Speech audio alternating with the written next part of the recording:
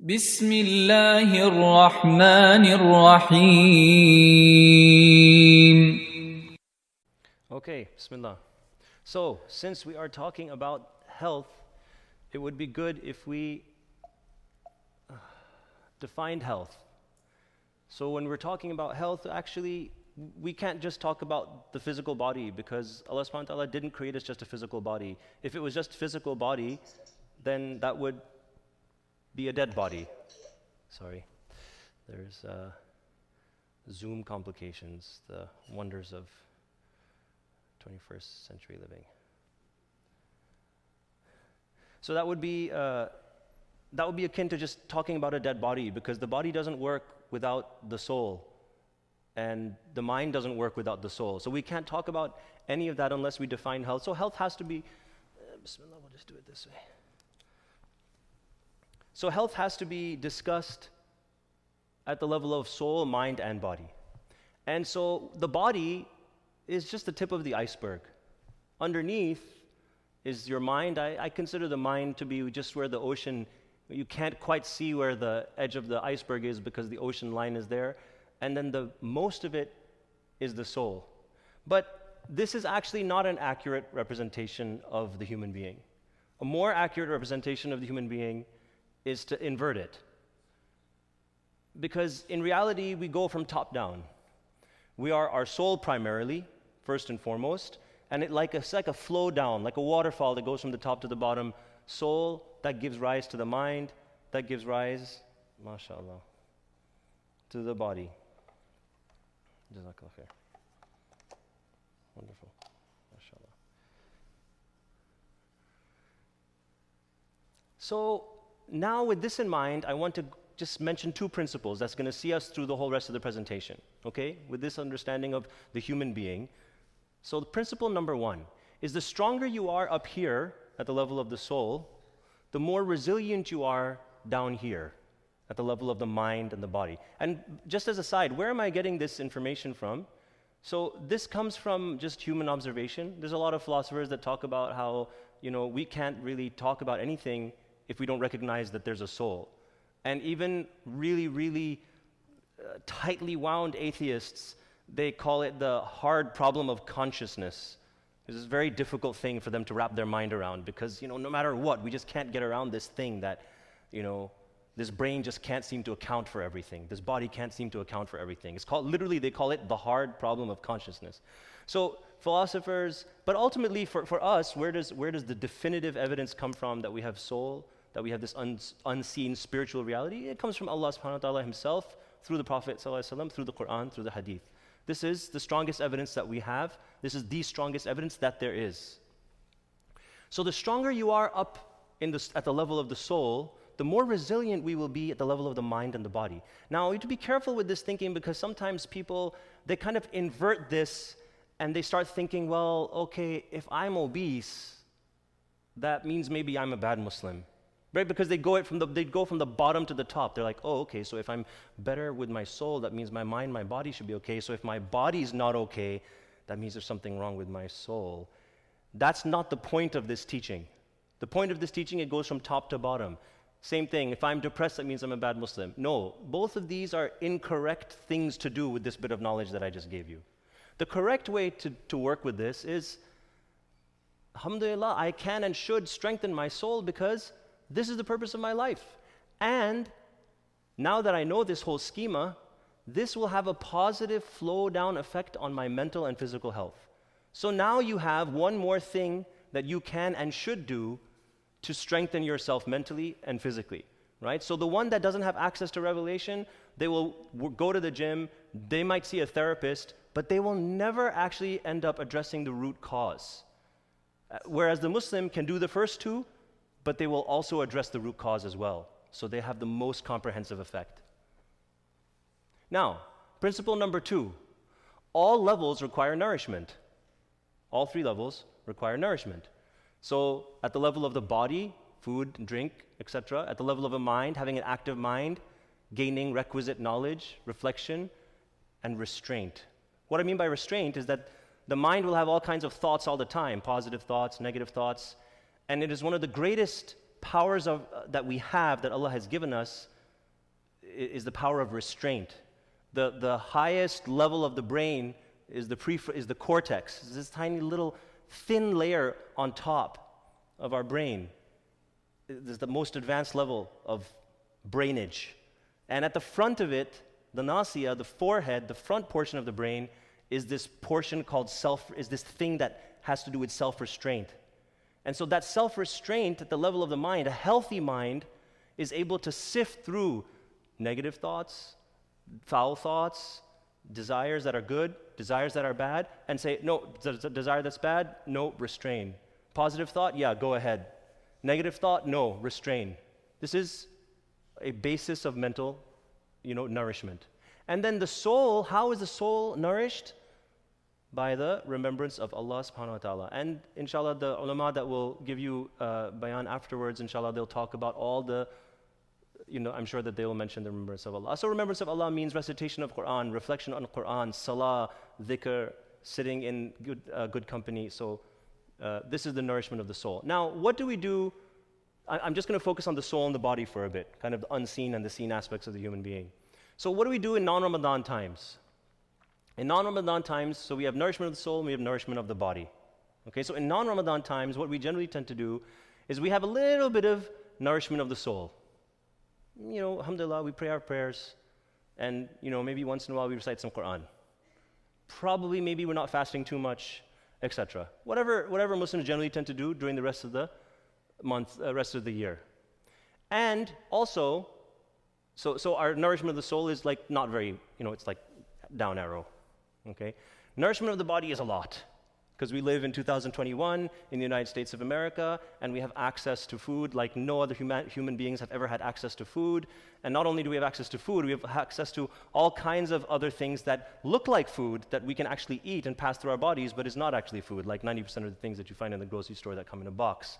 So all of those things, we're constantly food and sensorial stimulation through our phones, just constantly, just at the one end of extreme all year long. And so what happens is you have all this buildup of body nourishment. And the human being is one thing. It's not three separate compartments. So eventually this buildup of body nourishment, which is very much increased, it's got to go somewhere. And you can kind of think of it this way, that it kind of goes to the soul. It doesn't go to the soul literally, but all of this excess eating, all of this excess YouTube watching, all of this excess sensorial stimulation throughout the year, it crowds out our soul. Our soul is undernourished, and our body is quote-unquote overnourished. And it has to even out. It's got to go somewhere. So it crowds out the nourishment of the soul. It's just a way to think about it. So the overall direction is from the body to the soul. That's not what we want.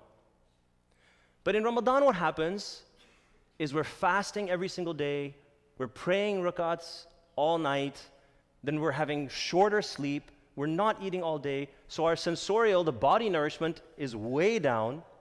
What we're doing with our body is way down, and what we're doing spiritually, nourishing the soul, is hugely up.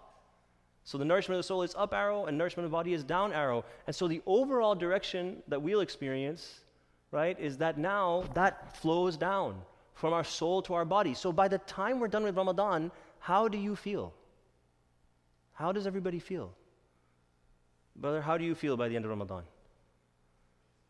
Yeah, he said amazing.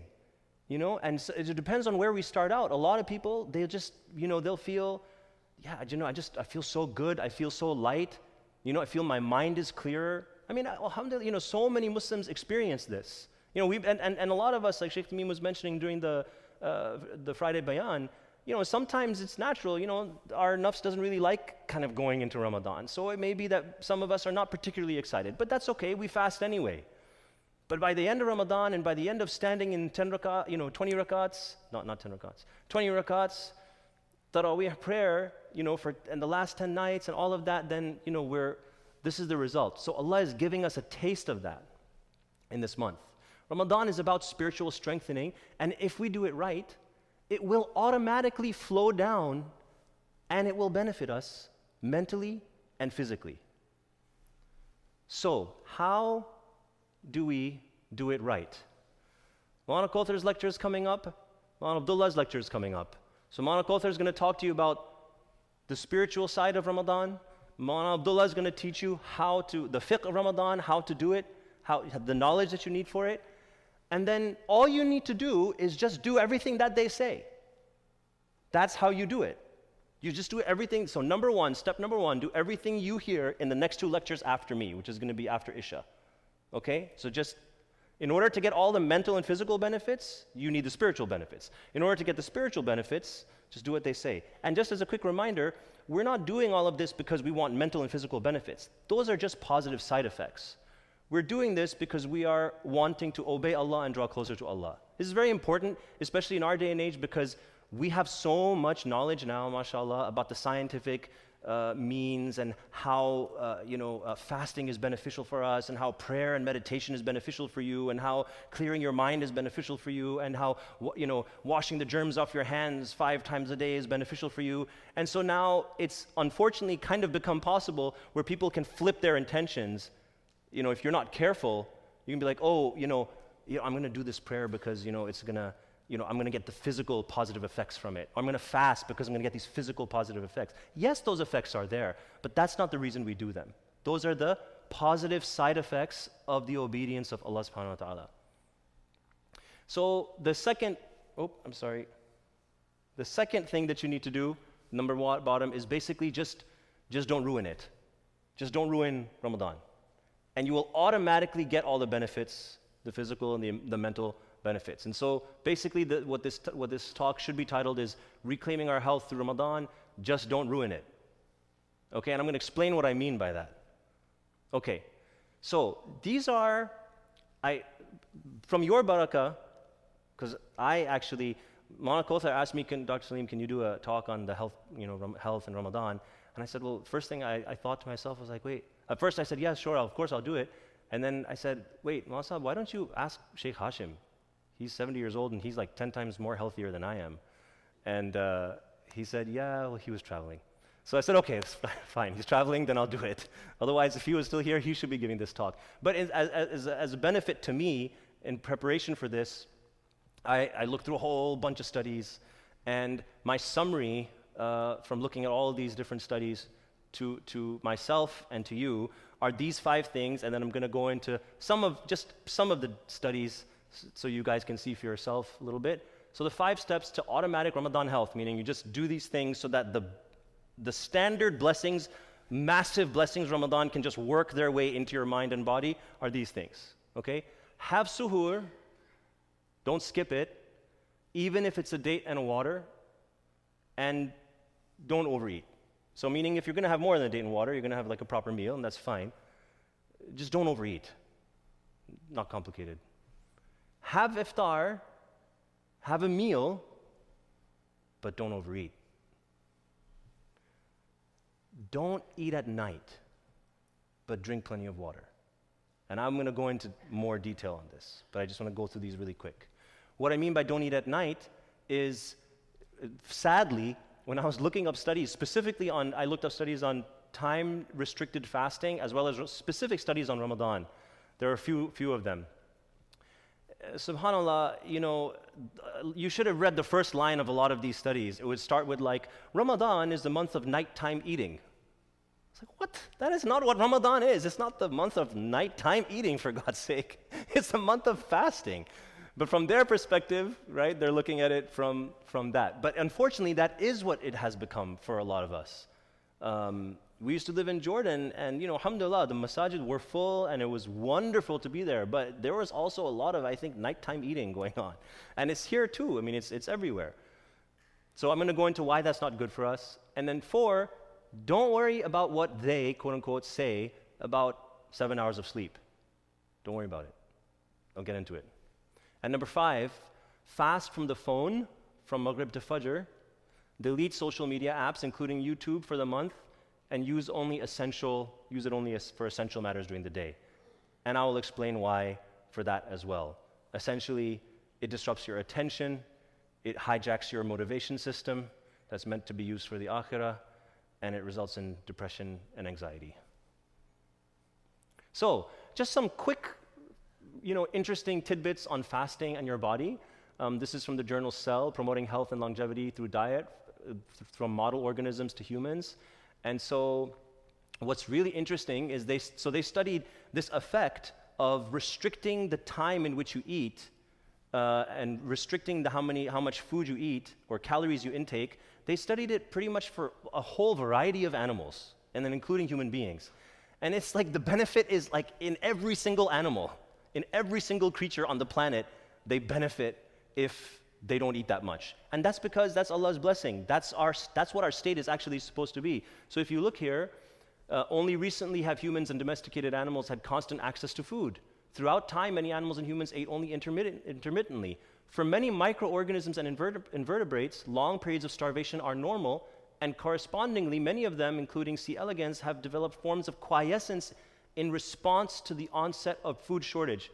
What that means is, a lot of organisms have basically developed mechanisms within their bodies that essentially kind of put them into this cruise control state when they're not eating.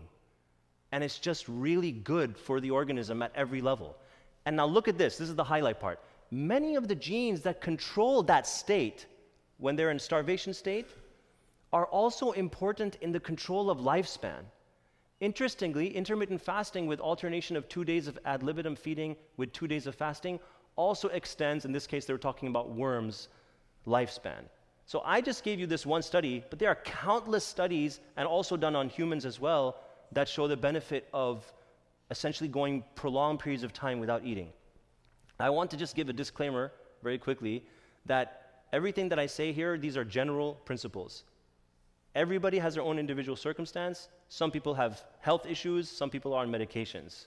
So, if you have questions about Ramadan and fasting that pertain to you specifically because, for example, you have diabetes or high blood pressure or something and you take medications, you can always come up to me and ask me, and I'm happy to talk to you about it. But that does need to be an individual case-by-case thing. So these are general principles, but we should be intelligent, and each person has to apply it.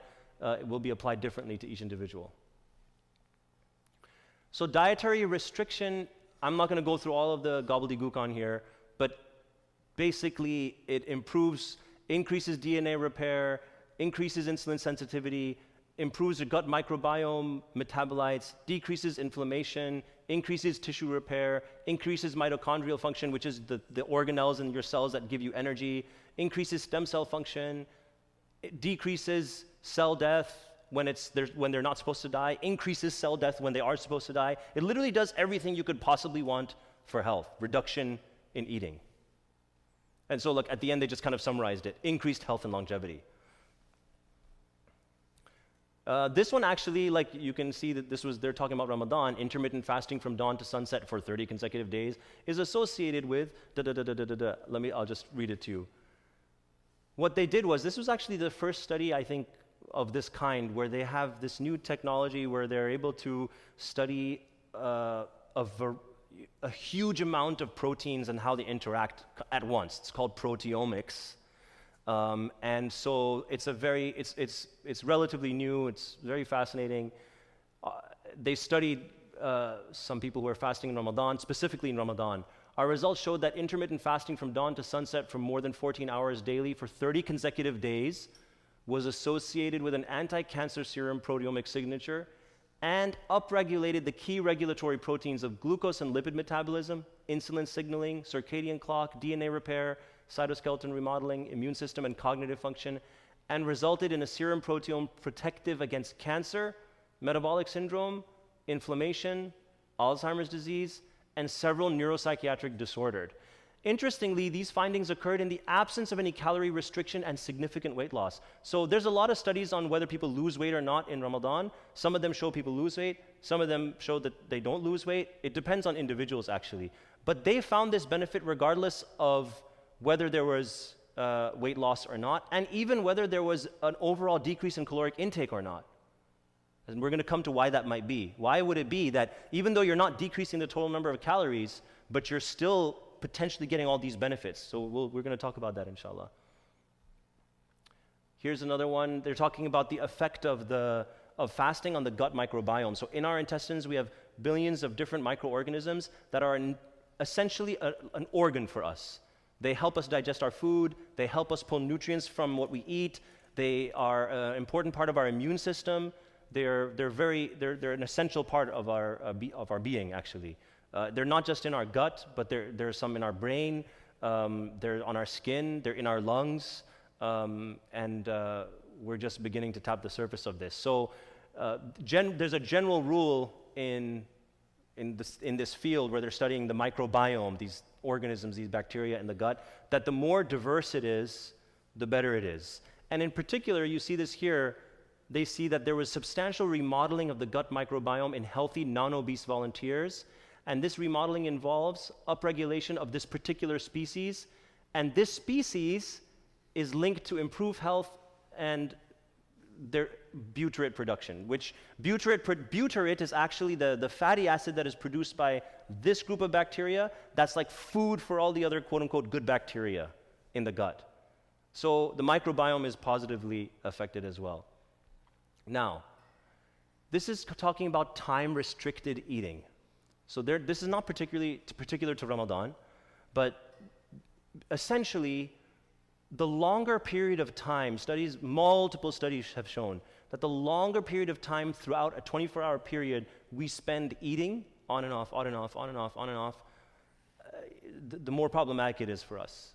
It's increased obesity, cardiometabolic disease, liver disease, decreased sleep, decreased quality of life by surveys. Whereas when we limit the eating window, the time in which we eat, to less than 12 hours, then the opposite benefits. Now we're going to go over a few really interesting points here. I'm gonna skip through this for the sake of time. Now, this is an important concept that I think we don't think too much about. Many of you are probably already aware of the idea of a circadian rhythm, the fact that we have our own natural body clock.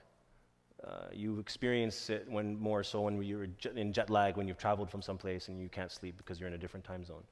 And what do they say when you have jet lag? You go outside in the early morning sun and be outside in the sun, and at midday be outside in the sun, because the power of the sun, it helps reset your internal clock, right? So there's two types of clocks. SubhanAllah. It's just, anyway, we can keep on going. Anyway, there's two clocks. There's the central clock, which is in our brain. Okay, that's more responsive to light. But then each organ has its own clock. Each organ has its own circadian clock. The heart has its own, the kidneys have their own, the liver has its own. Now, the liver clock is the most easily resettable of the peripheral clocks. We can reset within 3 days. The central clock is influenced by day and night cycles. So when you read these ayat of Quran where Allah subhanahu wa ta'ala says that we created the day and we created the night for your rest, so this alternating night and day, it's built into our system, and that main clock in the brain, that central clock, it can modulate all the organ clocks. Okay? It's not totally dominant over them, because those organ clocks, what are they influenced by? They're not influenced by day and night changes, actually. They're influenced by the time you eat. When you eat, and so the first slide that I showed you, when you're eating for longer than 12 hours a day versus eating less than 12 hours a day, they are influenced by that, and in particular the liver. Within 3 days, that changes, and the liver is the most important when it comes to body metabolism and regulation and energy and all of that. So, this is really amazing. Nutrients, clock genes, and chrononutrition. So this is really interesting. They did this with rats, and then they've shown this in humans also. High-fat diets induce obesity and increase risk for metabolic diseases. However, time-restricted feeding with a high-fat diet without caloric reduction suppresses obesity and metabolic diseases. Okay? So just to spell that out again a little bit more clearly, you can feed a rat a high-fat diet, and it will result in obesity and metabolic diseases. High, blood pressure and high cholesterol and all the good stuff that comes with that. You can feed the exact same diet to the exact same rat, but in a different time of day, and it will suppress obesity. So now that this complicates nutrition a lot more, right? Because now you have to factor in time. Now you have to factor in time.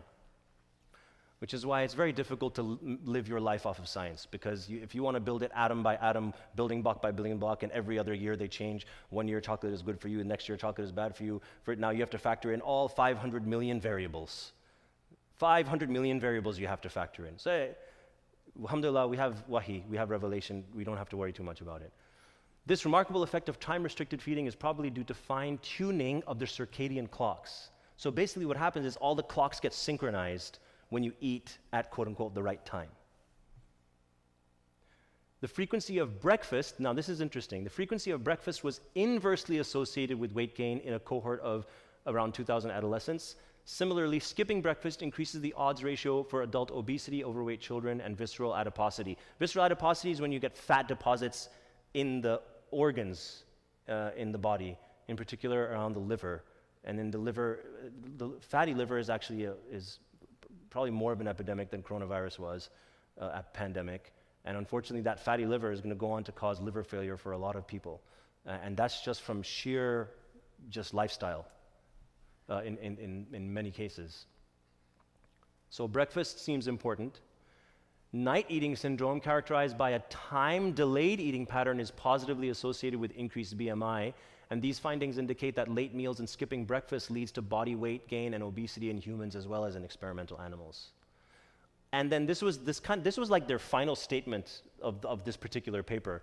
Unpredictable feeding times might disturb the circadian harmonization of the metabolic processes beyond organs and finally disrupt energy homeostasis. So basically, if we're eating in the wrong times and all random times, then this causes a desynchronization of all the clocks in our different organs. And it's like haywire. And then there's just metabolic, Pandora's box opens up, and you're dealing with now obesity and all these other issues. So, going back to the first thing, this is sunnah. So you don't have to reconstruct your whole life and your nutritional plan based on all the details of the science. You can use the details of the science to deal with certain cases when you need to. But as general rules, as a general principle for life, when you're fasting, eat suhoor. This covers all these scientific studies that talk about breakfast. Breakfast is very important. Breakfast doesn't mean having a 3-course meal. Breakfast means putting something in your mouth, chewing it and swallowing it.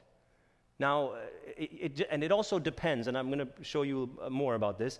For every study that I can show you, and 10, 15 studies that I can show you about how important breakfast is, I can also show you other studies that will tell you that actually maybe it's better if sometimes we skip breakfast.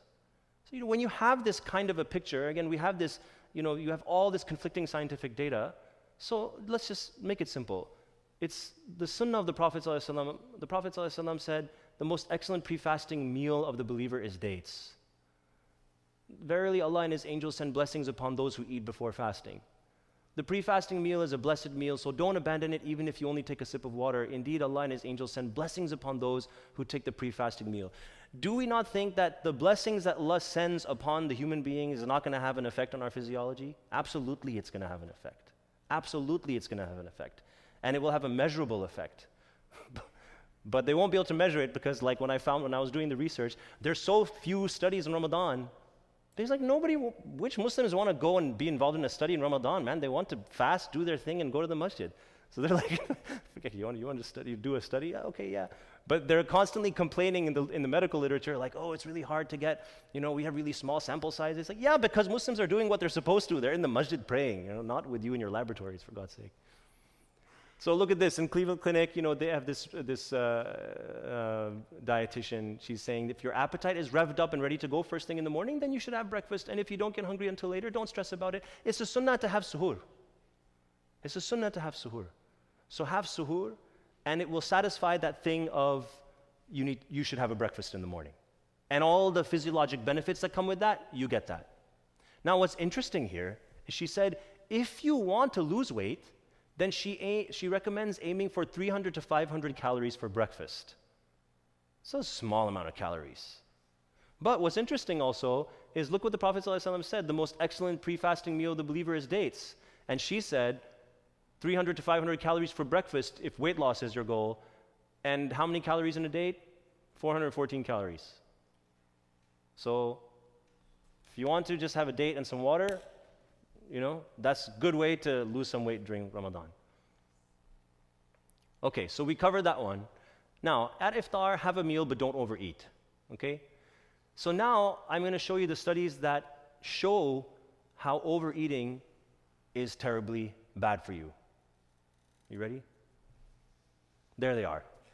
Okay? I'm not going to go through all of them because it's 7 o'clock and it's too tiring and there's too many of them. And you should not need studies. It's really bad. There's like a gajillion different studies. You can go to PubMed and you can look, and there's a million different things that will come up, and they will talk about all the different ways in which overeating are related to, cancer and chronic inflammation and cardiac disease and hypertension. Just list whatever disease you would like to list. Just list it, and it will be linked to overeating. So that's all. We don't need to go on. I think everybody knows. So overeating. What do we mean by overeating? So keep in mind the hadith of the Prophet ﷺ where he said that it's enough for the son of Adam to eat a few morsels to keep his back straight, but if he must eat to his more than that, then let it be 1/3 solids, 1/3 drink, and 1/3 air, empty. Now in Ramadan, it might be hard after a whole day of fasting to do that, so eat until you're full and then don't eat more than that. That's all.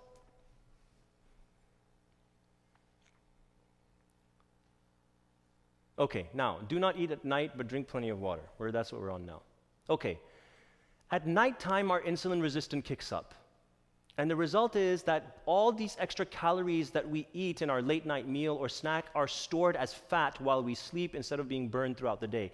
Now, I haven't gone through all the studies here, but if you keep in mind the circadian clocks, so all these circadian clocks, none of them like being fed at night. So by night, I'm not talking about iftar, because that's just right at sunset. But what ends up happening with us during Ramadan is, we have our iftar, and then, we go for the Taraweeh prayer, and then when we come back, me personally, I have to sleep right away. I think most of us are in that situation. But some people, they decide that, it's Ramadan, I'm just going to flip my schedule for the month, and I'm just gonna stay up and eat and have at it. That's, if you want to lose out on the health benefits of Ramadan, then that would be a very good thing to do. Essentially, when the adhan goes, have a date and water, pray your maghrib, and then have your meal. After that, drink water, pray, go home. If you're really hungry, don't have carbs. Have just some protein, some nuts, some cheese, something like this, very small amount, but don't eat, try not to eat for the rest of the night. Now, for the last 10 days, when people are for those of us who are trying to stay up all night, then then my recommendation based on the studies that I saw is set a particular time so your body gets used to a regularity, because the irregularity is what throws the whole system off. So if you know that for the last 10 days, you're gonna be up all night, you're gonna be praying all night, if that's going to be you this last 10 days, then, okay, tell yourself that, just pick an hour. At 3 a.m., I'm going to have my snack time. And then eat what you want to eat at that time. It should be a mix of things, carbs and proteins and fat, mix of everything. And then you can, go back to your prayer and your salah and your Quran, and then you have your suhoor. But my point is, make it something regular. Within 3 days, your liver gets used to the new routine. Better that it's regular than it's something irregular. And also, it'll be better for you psychologically, because you're not always like tussling between, okay, well, the brothers are now eating back there in the back of the masjid, and it sounds like really fun, but should I go now? Oh yeah, I'm kind of hungry. No. Just set your time. Okay, 3 a.m., I'm going to have my snack. That's my last 10 days routine. So whatever you decide, just make it a routine. But as a general rule, if you can, it's better water, and just avoid any food after iftar. And again, remember, everybody needs to apply things. You know yourself, you know your body. If you know that you're not going to do well, or you're going to start passing out if you don't eat something, then eat something. Allah subhanahu wa ta'ala is the one who is in charge of our physiology, not the studies. Okay, fourth, don't worry about what they say. So before I go on, any questions so far? Any questions? Normally, I don't like to give just like long PowerPoint lectures. I prefer conversation, but this is the nature of our thing today. So, apparently there is a National Sleep Foundation. They have a foundation for everything. So there's a sleep foundation also. The National Sleep Foundation, their updated sleep duration recommendations, which is probably old. I'm sure there's newer ones, but they're still saying the same thing. 7 to 9 hours recommended for young adults and adults, and 7 to 8 hours of sleep is recommended for older adults. So the basic number that they all fixate on is 7. Say, don't get less than 7 hours of sleep. Okay. Now, I want to just take a pause for a second. Well, let's just say this. Keep in mind the whole rest of the year. Okay, in Ramadan, it's hard for us to get 7 hours of sleep straight. But keep in mind the whole rest of the year, get 7 hours of sleep. Okay, the sunnah for the rest of the year, the sunnah of the Prophet ﷺ is sleep soon after Isha. Do we actually do that? Like during the rest of the year, do we actually do that? You know, just sleep right after Isha. It's encouraged not to talk and have conversations after Isha. Sleep right after Isha. Get up for tahajjud or fajr. And take a nap in the afternoon. You will get 7 hours of sleep. And that nap in the middle of the day is really crucial, even if it's just for 10 minutes. It resets you, gives you another fresh 4 or 5 hours. So the whole rest of the year, follow the sunnah, you'll get 7 hours. Okay. Now, there's also something called segmented sleep.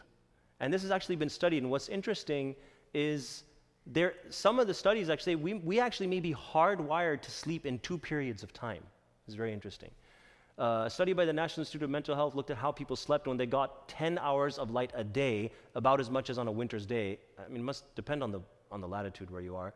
Researchers found that those folks who got their shut-eye in 2 chunks with a few hours awake in between, that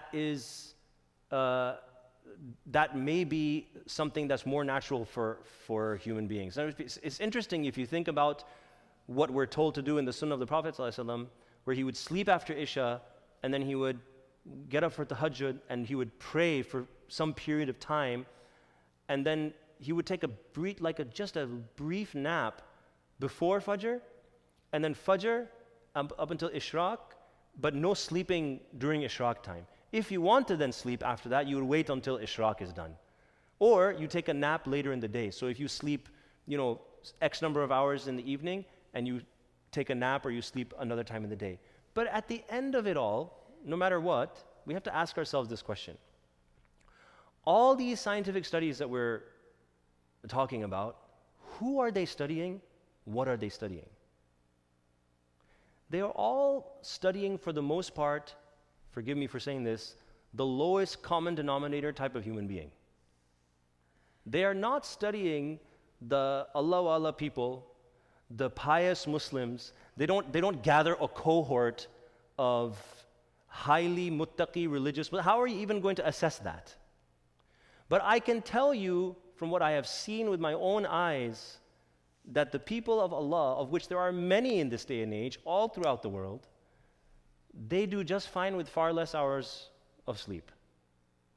My own teacher, many of my own teachers in Jordan, I know for a fact, their whole life, they sleep 5 hours, 4 hours. This is one of those things, you know how Sheikh Tamim says, don't try this at home, folks? So I'm going to say that also, don't try this at home.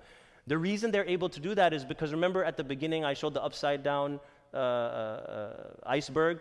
And when I say when the soul is stronger, then the body needs less, and the body is more resilient. So the reason why people like that are able to do that is because their soul is so strong. Their taqwa is so strong.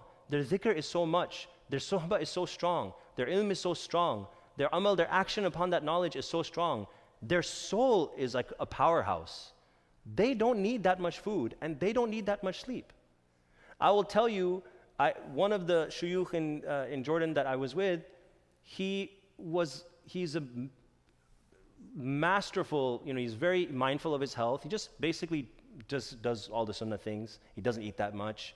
And he's, powerhouse, spiritual powerhouse. So what's really interesting is, I don't know, who has heard of telomeres? Has anybody heard of telomeres? Probably I'm the only one. Professor. 3 people in the room. Probably Dr. Saab has also heard of telomeres. Basically, telomeres are these little regions at the end of our chromosomes that they only get smaller as you age. And they're basically kind of like the aging end of our genetic makeup.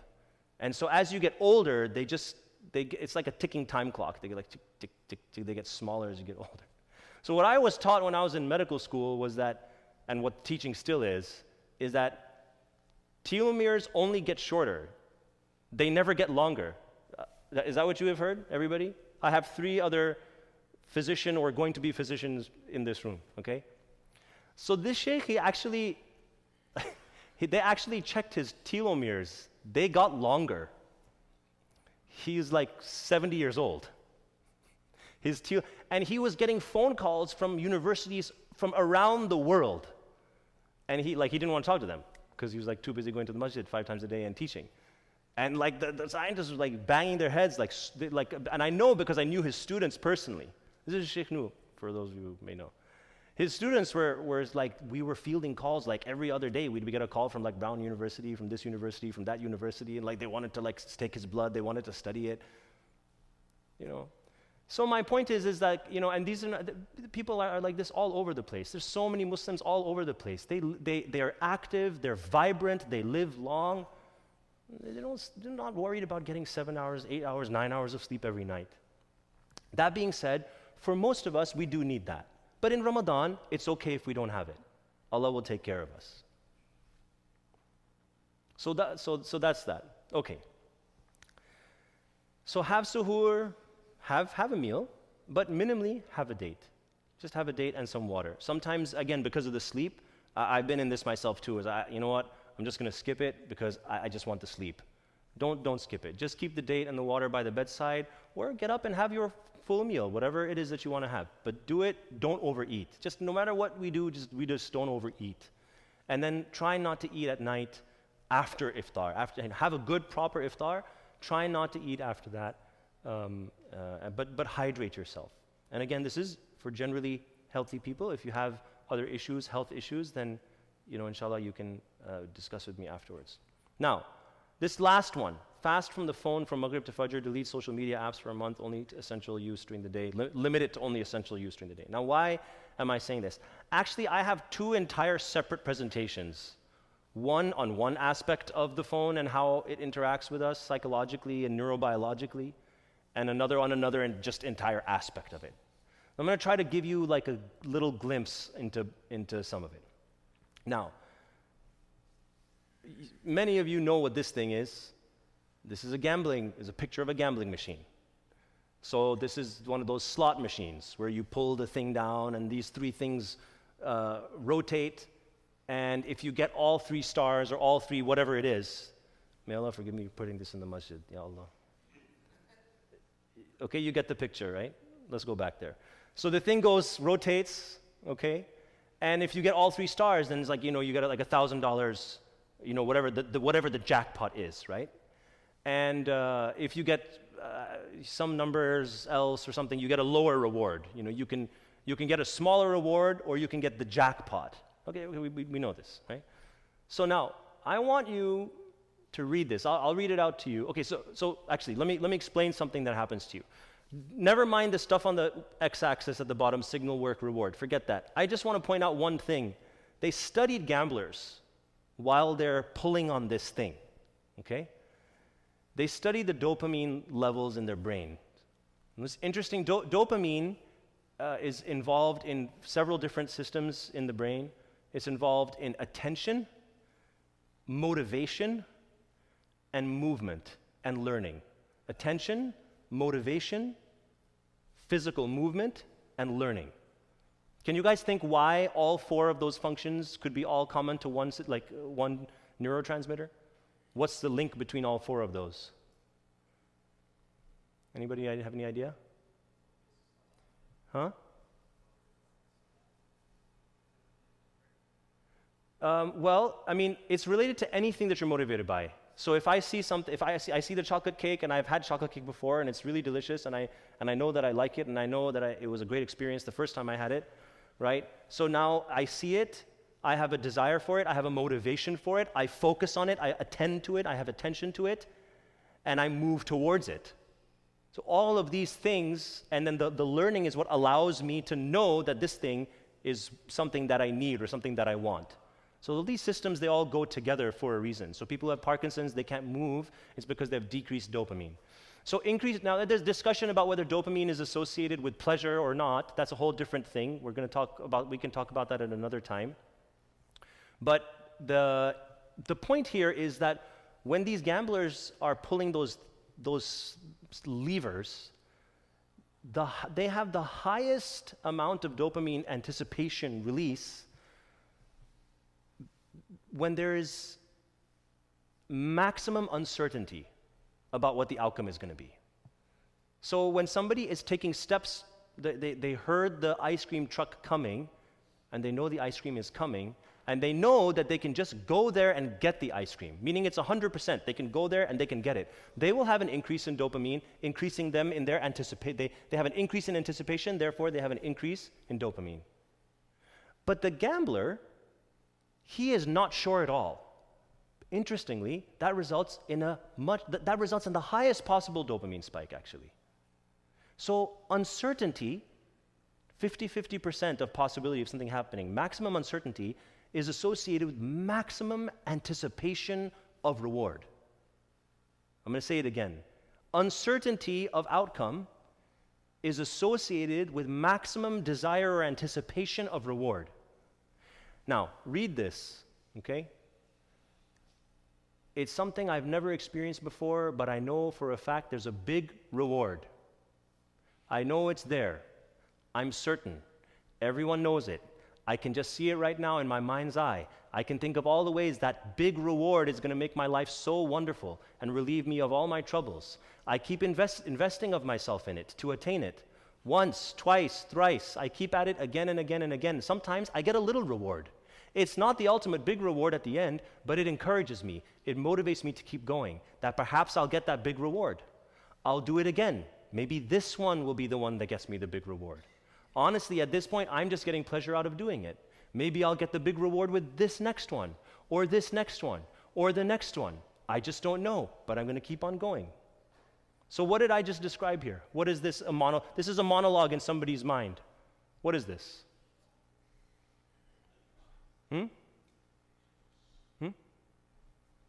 Somebody who is gambling, right? Could be. Or it could be a very pious Muslim who's not gambling at all. Read it again.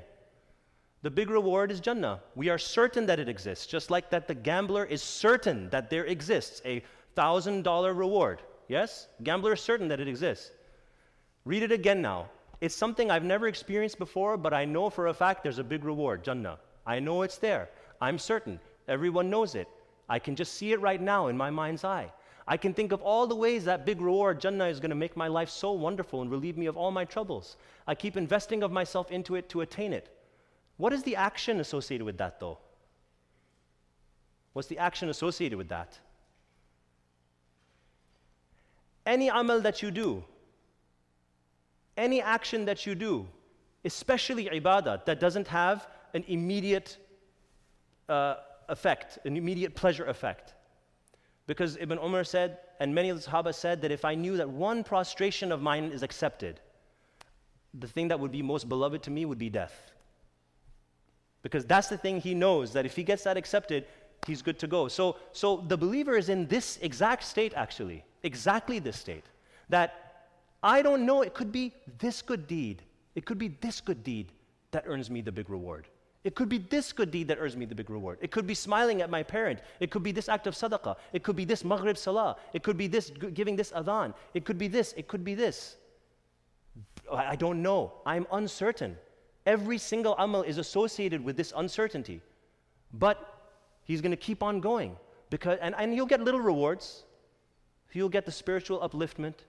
He'll get the physical benefit. He'll get the psychological benefit. He gets a lot of little rewards. He gets the being saved from diseases because he just kept himself to one partner. He'll not get ruined by drugs because he avoided it, because it's haram. He will get all these little rewards, but the whole time, what is he being motivated by? This possibility that this amal, this one action that I do may be the one that gets me the big reward.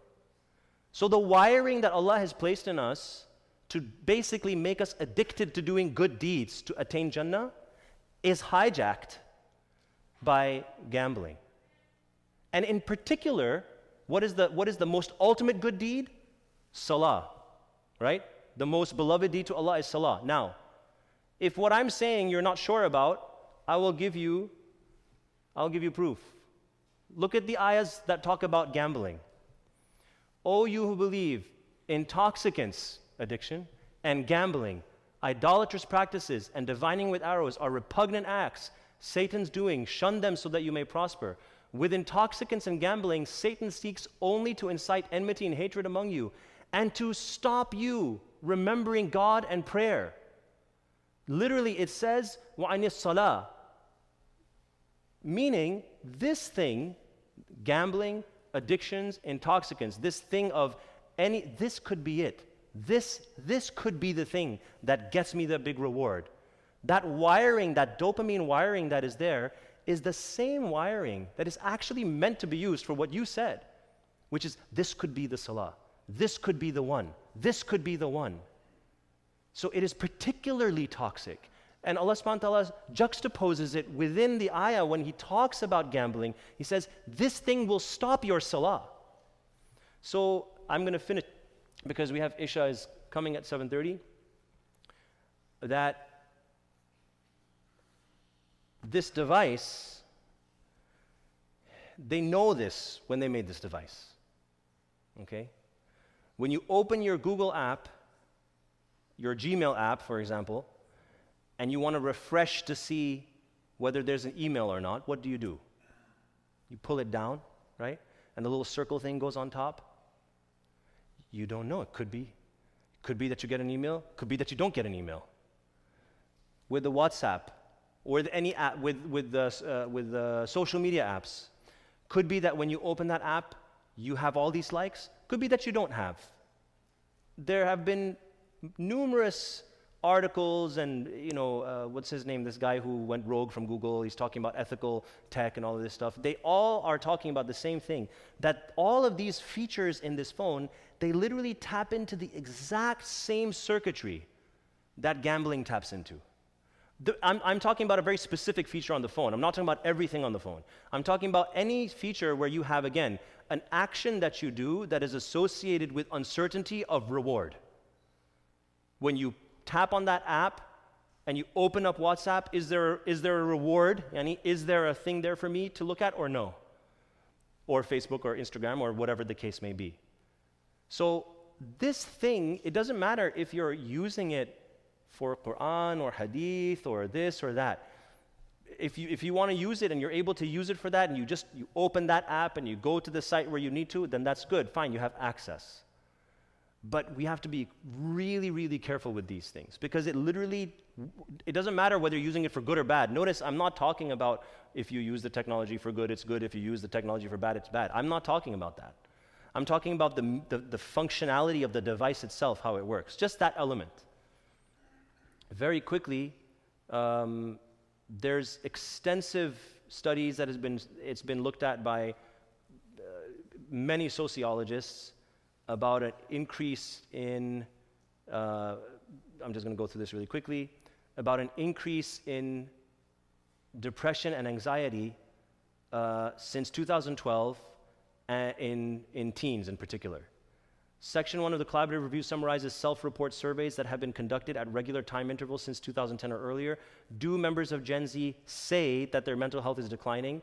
Yes, in every study we cannot find any studies on the other side. So there's actually a whole presentation with this. I'm not going into all the data in the slides, but the summary of this is that social media use, they've accounted for all the other variables. And they tried so hard to look for something else that would explain it. They have not been able to find. There's been a huge increase. What happened in 2012? Instagram came out in 2012. Forward-facing cameras and selfie ability, all of this stuff was refined. There's many features that lined up right around 2012. And from that time onwards, we have had a huge increase in teens. And they've actually narrowed it down to specific, Facebook, Instagram. I mean, there are clear studies that show very strong associations here to the point that they really think it's causative. They really think it's causative. So my point here is not just to be an alarmist. My point is that in this Ramadan, let's try to do these 5 things. Let's not use our phone through Maghrib to Fajr. If we have to out of necessity, you have to. It's not a sin. But it would be better for our own mental health. There's a whole separate subject on attention, how disrupting attention is associated with depression, sadness, loss of focus. Disruption of attention is, this is like maximal disruption of attention. Then there's the gambling wiring that's programmed into these things. And then there's just all the social media stuff. So just leave aside YouTube, and for those of us that are concerned, well, brother, how am I going to stay in touch with the news and what's going on? Look, it is not mandatory for us to stay in touch with the news. And what did people do 500 years ago, 300 years ago? Were they constantly in touch with the news? Every single time something happened everywhere, anywhere on the earth, they knew everything that's going on. And now, so are we supposed to just, as soon as the new technology comes, and now it's keeping us updated on the news all around the planet every hour, does that mean necessarily we have to be updated that much? So once a week, check your Google News. Once a week, check your Google News. But let's leave off the news, let's leave off YouTube, let's leave off social media, let's leave off just using this as much as you can, other than just what is just what's necessary. And inshallah, this will help these 5 things. I think if we are able to do these things, we'll just be able to step out of the way and let all the benefits of Ramadan that are naturally built into Ramadan just come in to our bodies and our minds, inshallah. And if you have any questions about particular health issues or concerns, then you can always talk to me afterwards, inshallah. Jazakallah khair. Subhanakallah.